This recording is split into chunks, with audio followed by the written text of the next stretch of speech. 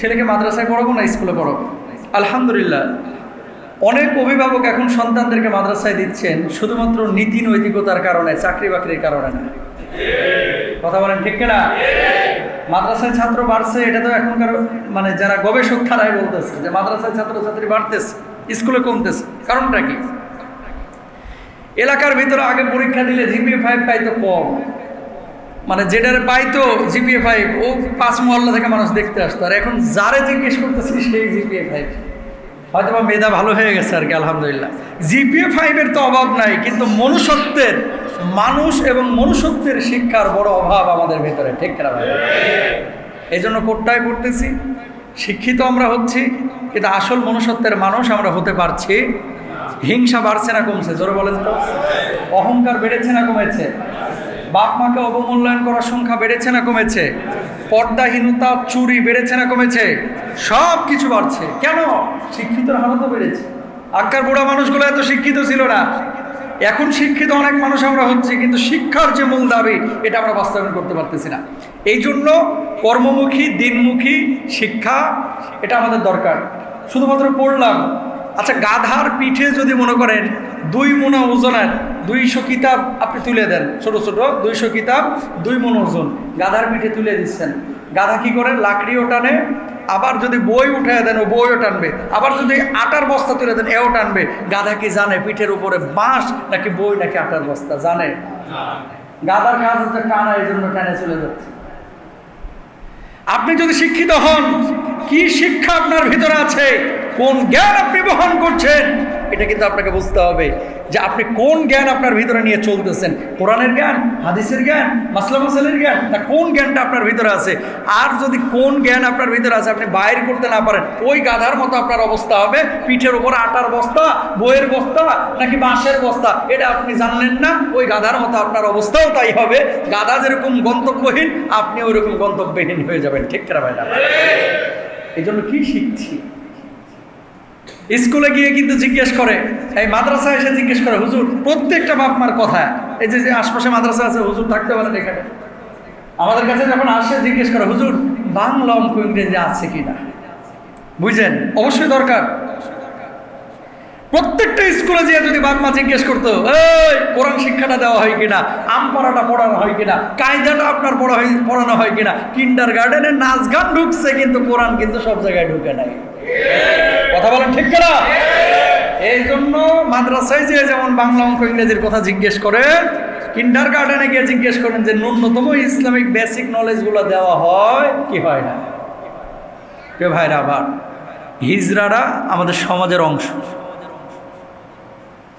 Transgender, এটা নিয়ে অনেক আলোচনা হয়েছে, নতুন করে আলোচনার কোনো দরকার নাই। কানে যদি কেউ না শুনে তাকে কি বলা হয়? শ্রবণ প্রতিবন্ধী। কেউ যদি চোখ কানা হয় মানে অন্ধ হয়, তাকে বলা হয় মানে অন্ধ, চক্ষু প্রতিবন্ধী। কারো যদি ঠ্যাং না থাকে ওকে বলা হয় লুলা, মানে প্রতিবন্ধী।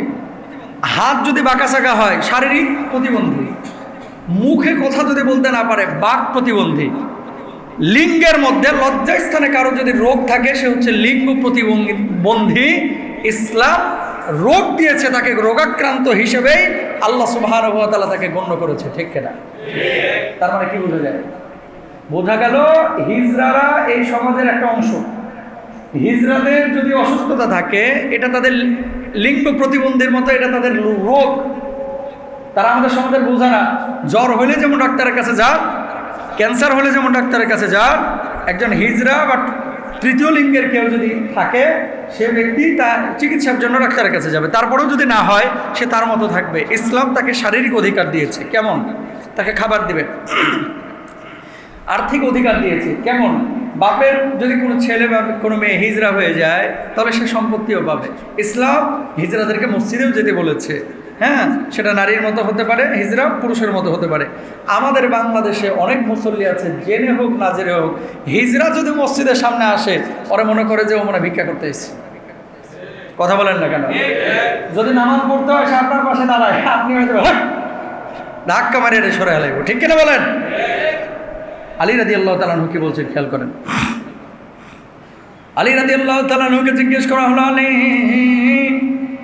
সমাজের মধ্যে কোনো মানুষ যদি এমন রোগাক্রান্ত হয়ে থাকে, হিজড়া হয়ে থাকে, খুনসা হয়ে থাকে, ইসলামের বিধিবিধান তার উপরে কিভাবে বর্তাবে?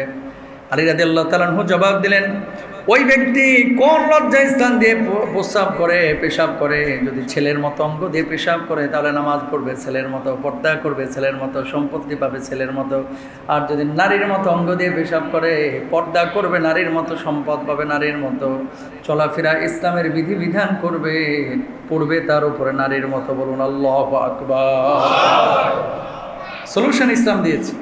সুতরাং হিজরা আমাদের সমাজের অংশ, এটা তাদের রোগ, তাদেরকে মূল্যায়ন করতে হবে।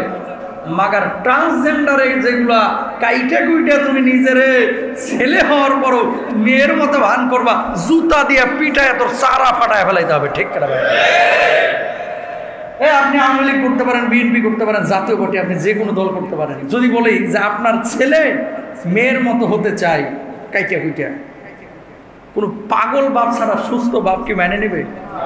কথা বলেন, মেনে নেবে? আচ্ছা, কেউ যদি বলে যে আমার মেয়েটা ছেলে হতে যাচ্ছে, কোনো বাবা এই মেয়ে নিয়ে বিপদে পড়বে না? যে কোনো বাবা বা লজ্জা লাগবে সমাজের মধ্যে যে কি পয়দা করছো, কি জন্ম দিছো, ট্যাকেল দিতে পারো না, বাপ মা সারাক্ষণ মেজাজ খারাপ করে থাকবে। সুতরাং প্রিয় ভাইরা আমার, যেখান থেকে কথা বলতেছিলাম, হিজরাটা আমাদের সমাজের অংশ, কিন্তু ট্রান্সজেন্ডার বা রূপান্তরকামী যে সমস্ত মানুষগুলো আছে, নিজেদের লজ্জাস্থানকে সার্জারি করে মনে মনে একটা কিছু ভাবতেছে, এই জন্য হয়ে যাওয়া, এটা ইসলাম সমর্থন করে না। উচ্চ শিক্ষা কমিটি মন্ত্রণালয় তারা বুঝেছে, আল্লাহ তারা মন্ত্রণালয়কে বুঝদান করুক, এবং এই অধ্যায়টা আমাদের শিক্ষা থেকে আল্লাহ তাআলা তুলে দেখ। সবাই বলেন আমিন। আরো জোরে বলেন আমিন। হ্যাঁ, তারপরেও যদি কারো পছন্দ হয় যে না এটা আমার পড়াবো ছেলে মেয়েকে, আপনি যদি আপনার ছেলেকে মেয়েতে অথবা মেয়েকে ছেলে বানাতে চান তাহলে আপনি পড়েন, আরেকজনকে পড়তে বলেন না। কথা বলেন না কেন? আল্লাহ সুবহানাহু ওয়া তাআলা আজকে এটা সুসংবাদ আমরা মনে করি, কারণ শিক্ষা কমিটি যাদেরকে নিয়ে টিম গঠন করা হয়েছিল, তারা যেটা বলবে সেটা কিন্তু করা হবে। এখন তারা বলেছে যে হ্যাঁ এটার ভিতরে ঝামেলা আছে, হুজুররা বলছিল এটার ভিতরে ঝামেলা আছে। ঝামেলাহীন বহুত জিনিস পৃথিবীর বুকে আছে, বহুত শিক্ষার বিষয় আছে, আমরা সেগুলো চাই।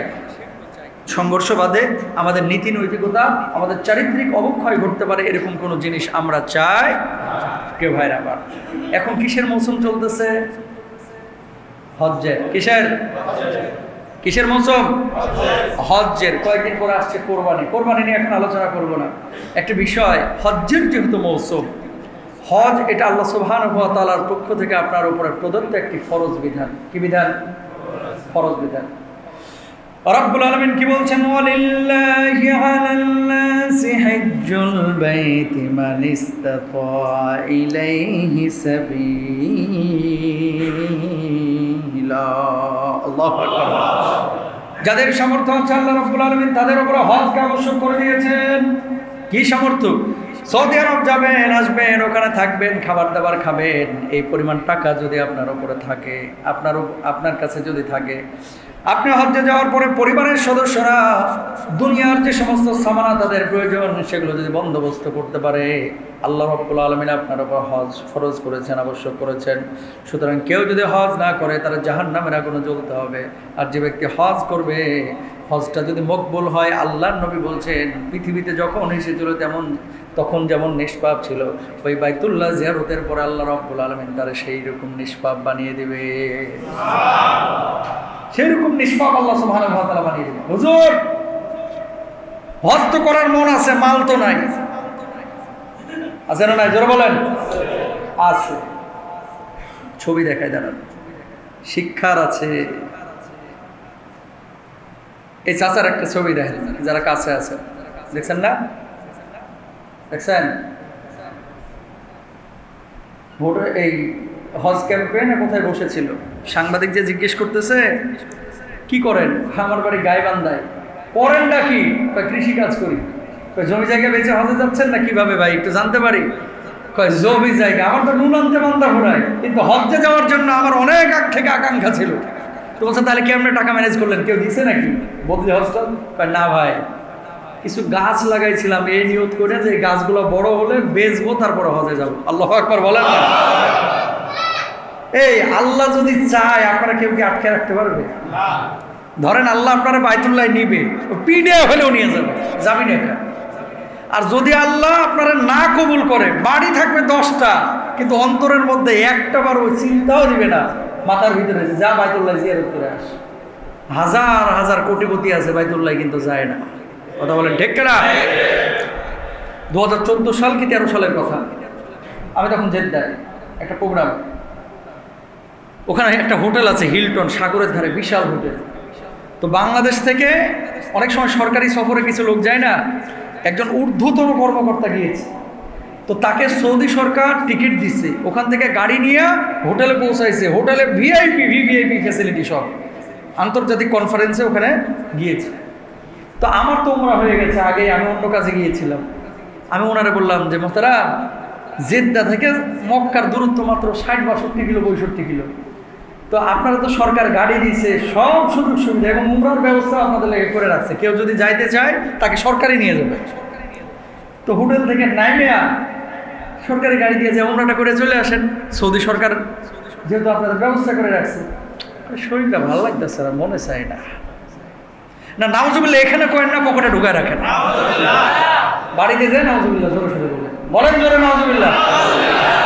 বিশ্বাস করেন উমরাই করে নাই, 4টা দিন ওখানে থাকলো, 60 কিলোমিটার সরকার গাড়ি দিছে, উমরা না করে বাংলাদেশে চলে এসেছে। তার মানে আমার বুঝতে বাকি রইল না। আরে আমরা চাইলে কি হবে, তোর কলিজার মধ্যে আগেই তো সিল মেরে রাখছে।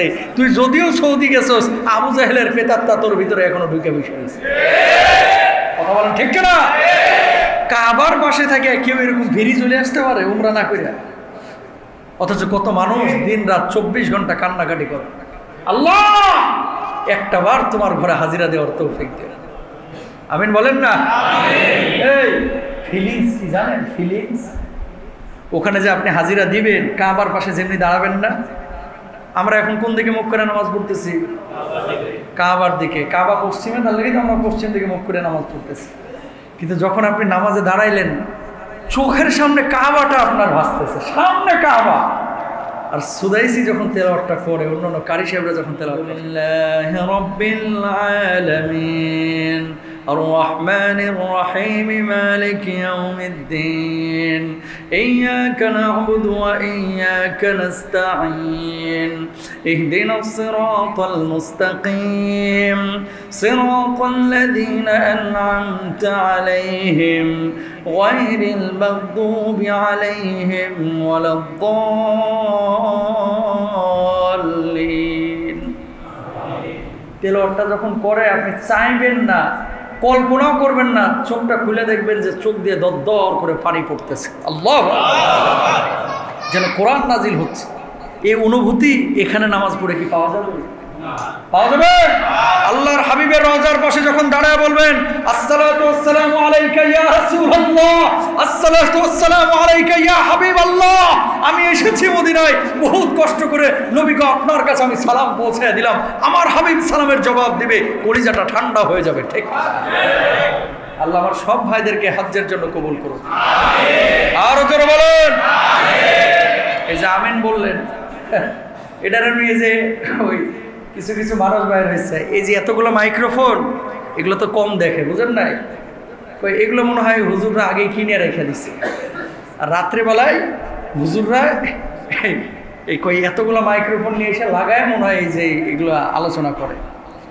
মানুষ কত যে মানে গুমরাহির মধ্যে, বিভ্রান্তির মধ্যে মানুষকে ফেলে। আল্লাহ সবাইকে হেদায়েত দান করুক, আমিন বলেন। যেখান থেকে কথা বলতেছিলাম, মিথ্যাচার করবেন না। এবং বাইতুল্লাহ জিয়ারত, এটা আল্লাহ তাআলা সবাইকে কবুল করেন না, যাদেরকে কবুল করেন তারাই কিন্তু যেতে পারে। যেখান থেকে আসলো কথাটা, এই ভদ্রলোককে জিজ্ঞেস করছে এত টাকা কোথায় পাইলেন? তিনি বলছেন যে আমার ক্ষেতের আইল বরাবর কিছু জায়গায় 18 বছর আগে কিছু গাছ লাগাইছিলাম। কালেক্টর সহ কিছু গাছ যখন আমি লাগাইলাম, লাগানোর পরে গত বছর যখন রেজিস্ট্রেশন শুরু হলো, একটা গাছ কেটে বেচলাম, 30,000 টাকা পাইলাম। ওটা দিয়ে হজ্জের রেজিস্ট্রেশন করে ফেললাম। আলহামদুলিল্লাহ বলেন। আচ্ছা, এখন বাকি টাকা কিভাবে পাবো? একটা গাছের দাম যদি 30,000 টাকা হয়, আমার এখানে আরো অনেকগুলো গাছ আছে। তো বললো যে আমি প্রথমে 22টা, তারপর 20টা গাছ কাটলাম। প্রথমে কাটলো 22টা, তারপরে কাটলো কয়টা? 20টা 42টা গাছ কাটলো, 42টা গাছ কাটিয়ে দেখে যে হজ্জের লেগে টাকা রেডি। আলহামদুলিল্লাহ বলেন না?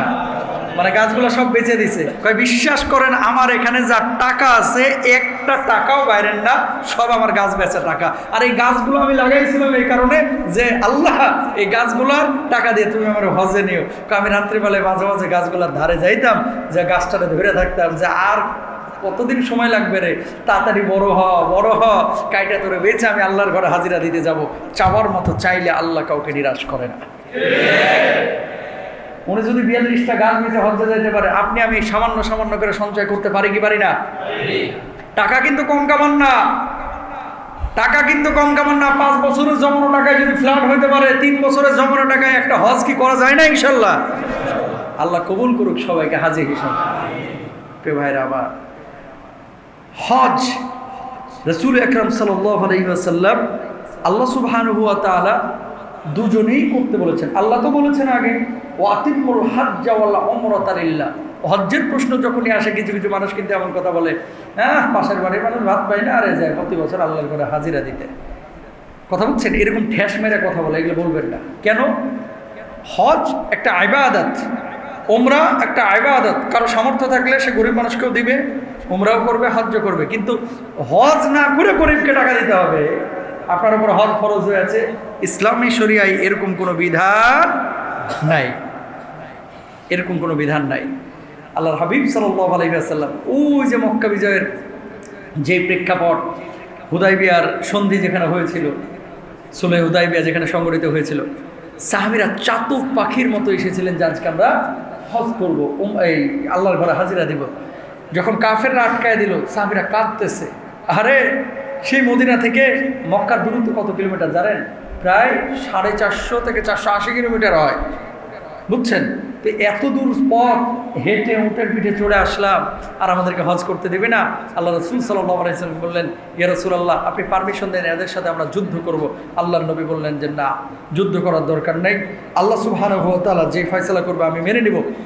নবীজি সন্ধির পরে বলতেছে সবাই মাথা কামিয়ে নিজ নিজ পশুগুলো কোরবানি করে ফেলে। কোনো সাহাবী রাজি হচ্ছে না। অন্যান্য সাহাবীরা নবীকে সন্দেহ করতেছে নাউজুবিল্লাহ যে ইনি কি আসল নবী কিনা। কারণ কি? কাফেররা আমাদেরকে আঘাত করবে আর আমরা আমাদেরকে হজ্জে ঢুকতে দিবে না, যুদ্ধ না করে মদিনায় ফিরে যাবো, এত সস্তা, এরকম ভাবসা। নবীজি মনটা খারাপ করে তাবুতে চলে গেলেন। আম্মা জান উম্মে সালামা রাদিয়াল্লাহু তাআলা সম্ভবত ঘরের মধ্যে ছিলেন। তিনি বলছেন, ইয়া রাসূলুল্লাহ মনটা খারাপ কেন? মাথা হলক করতে বললাম, কোরবানি করতে বললাম, কেউ আমার কথা শুনতেছে না। আল্লাহ রাসূল সাল্লাল্লাহু আলাইহি ওয়াসাল্লাম বললেন যে কেউ কথা শুনতেছে না, এই জন্য আমার মনটা একটু খারাপ যে সাহাবীরা আমার এরকম বিপক্ষে অবস্থান নিল। নবীজির স্ত্রী বলতেছে, হ্যাঁ, যে আল্লাহ রাসূল আপনাকে একটা বুদ্ধি দিয়ে বুদ্ধিটা শোনেন, কাজে লাগতে পারে। দেখেন স্ত্রীর পরামর্শ নবীও কিন্তু নিয়েছেন। হুদাইবিয়া সন্ধির মতো জায়গায় বললেন কি পরামর্শ? আল্লাহ নবী আপনি বাইর হন, বাইর হয়ে আপনি আপনার কোরবানিটা করে দেন, মাথাটা নেড়া করে ফেলান, দেখবেন সব সাহাবীরা হয়তো বা সেটাই করা শুরু করবে। যেমনি নবীজি বাইর হ্যাঁ বউয়ের পরামর্শে কাজটা শুরু করছে, সব সাহাবীরা এবার মাথা মুন্ডন করে এবার মানে আপনার কোরবানি করে দিয়েছে। বলুন আল্লাহু আকবার। তো এই যে শিক্ষা এবং হজ উমরা বাইতুল্লাহ জিয়ারতের অনুভূতি আমাদের বাংলাদেশ থেকে অধিকাংশ ক্ষেত্রে দেখা যায় এই বুড়া মানুষ বেশি হজ্জে যায়। কথা বলেন না কেন? যখন চলতে পারতেছে না, ঠিক মতো নড়তে পারতেছে না, চড়তে পারতেছে না, তখন যায় হজ্জে। কেন রে ভাই? আপনার উপরে যদি আগেই ফরজ হয়, আগে কেন হজ করতেছেন না? হুজুর হজ করার পরে তো হারাম কোনো কাজ করতে পারবো না, এরকম কিছু লোক আছে না নাই? জোরে বলেন না। হজ করার পরে তো নামাজ ছাড়তে পারবো না, হজ করার পরে তো সুদ খাইতে পারবো না, এর লাগে হজ করেন আছে না? আবার কিছু চাচার উপরে হজ ফরজ, কি গো হজ্জে যাচ্ছেন না কেন? মেয়েটার বিয়েটা দিয়ে লই, পরে যাবেন, মেয়ের বিয়ের পর্যন্ত আপনি বাঁচবেন। যদি আজকে মারা যান তাহলে তো ঠোয়ানি কবরে রাত্র থেকে শুরু হয়ে যায়। ছেলেটা চাকরি হয়ে যায়, চাকরির সাথে বিয়ের সাথে হজ্জের কোনো সম্পর্ক নাই। টাকা এসেছে, হজ ফরজ হয়েছে, যৌবনকালে হজ্জে চলে যাবে।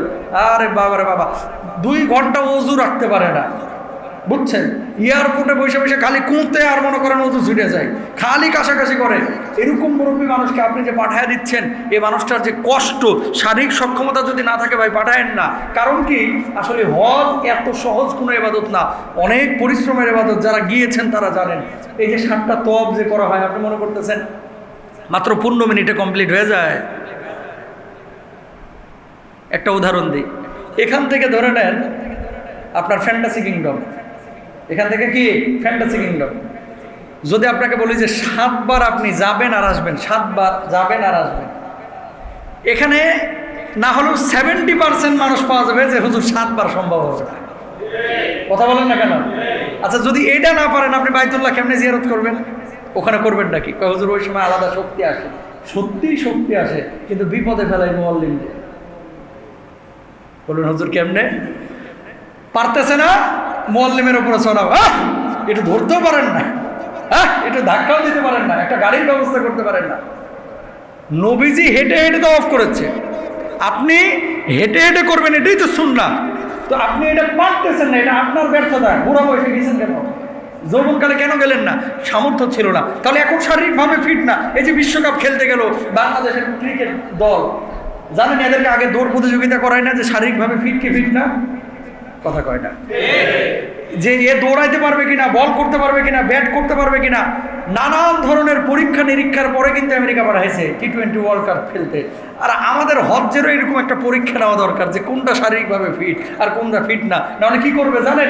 গিয়েছে হজ্জে, হজরের নামাজেও নাই, এশার নামাজেও নাই, খালি যায়, খায়, ঘুমায় আর ঘুরে আর আরেকজনের উপরে টর্চার করে। এত সহজ না ভাই। মিনা মুজদালিফায় যে এই যে হাইটে হাইটে যাবেন আপনি, শারীরিক সক্ষমতা না থাকে, এখান থেকে যদি বলি যে আসলে হাইটে যান, মনে হয় 90% মানুষ বলবে যে হুজুর সম্ভব না। গ্রামের মানুষ হয়তো পারবে 10%। তাহলে আপনি যদি এটা না পারেন ওটা কিভাবে পারবেন? ওটা তো এত দূরে হাঁটতে হয়, প্রচুর হাঁটা ভাই। সাফা মারা যে সাইটা, সাফা মারা যে সাই করা, এটা অনেক কষ্টের কাজ। মানে তওয়াফের পরপরই তো আপনার সাই করতে হয়। তাহলে আপনার মিনিমাম ধরে নেন কথার কথা যে আপনার 10 কিলোমিটার আপনার হাঁটা লাগতেছে, 10 কিলোমিটার আপনার হাঁটা লাগতেছে, সাই এবং তওয়াফ মিলে। এই 10 কিলোমিটার হাঁটার মতো ভিড়ের মতো আপনি শারীরিকভাবে ফিট কিনা?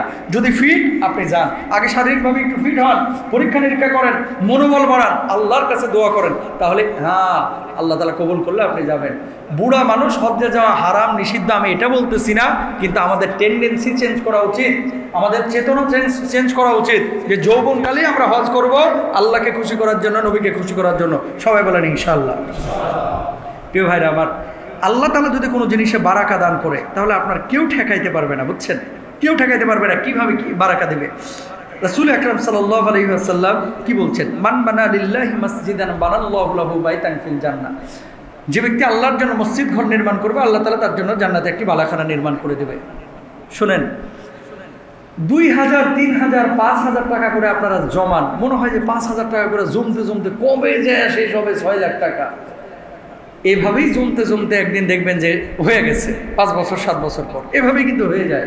আর যখন আল্লাহর জন্য আপনি কোনো চিন্তা চেতনা লালন করবেন, আল্লাহ তাআলা মানে আল্লাহর দিকে আপনি হেঁটে হেঁটে যাচ্ছেন, আল্লাহর রহম আপনার দিকে দৌড়ায় আসবে। সুবহানাল্লাহ বলেন। আপনি আল্লাহর দিকে যদি 1 বিঘত আগান, আল্লাহ আপনার দিকে, আল্লাহর রহম আপনার দিকে 2 বিঘত এগিয়ে আসবে। আল্লাহ কিন্তু এই সৎ কাজে অনেক বারাকা দান করেন। কাশ্মীরের একটা অঞ্চল, ভারত শাসিত যে কাশ্মীর আছে, এই কাশ্মীরের এখানকার একটা জেলার নাম হচ্ছে মালমাপানপুরা। দেখেন আল্লাহ কিভাবে বারাকা দান করে। মালমাপানপুরা এই এলাকাটায় একটা মসজিদ নির্মাণ হবে। নির্মাণের পরে আপনারা যেমন এলাকা ভিত্তিক অনেক সময় কালেকশন করেন, মসজিদ কমিটি বের হয়েছে যে আমাদের এলাকায় মসজিদটা লাগবে, যে যা পারো বাড়ি থেকে দাও। এক গরিব বুড়ি মহিলা বের হয়েছে, এক বাড়ি থেকে বের হয়ে বলছে, বাবা আমার বাড়িতে দেওয়ার মতো তেমন কিছু নেই, আমি গরিব মানুষ, এইরকম একটা ভাঙাচোরা বাড়িতে থাকি, তবে আমার মুরগি কালকে একটা ডিম দিছে, এই ডিমটা আমি খাই, আজকে খাই নাই, ডিমটা আছে, আমি ডিমটা মসজিদে দিতে চাই। বুঝলেন? ডিমটা মসজিদ কমিটি নিলেন, নেওয়ার পরে সবার দান নিয়ে এসে মসজিদে এসেছেন। আসার পরে এবার ডিমটা নিলামে তুলেছে, কিন্তু নিলামটা আগে যে গ্রামগঞ্জে হয়তো কি করতো, লাউ 20 টাকা, 20 টাকা, 20 টাকা, 20 টাকা 1 2 লেন কালাম ভাই নিয়ে নেন, এরকম হয়তো কি হইতো না।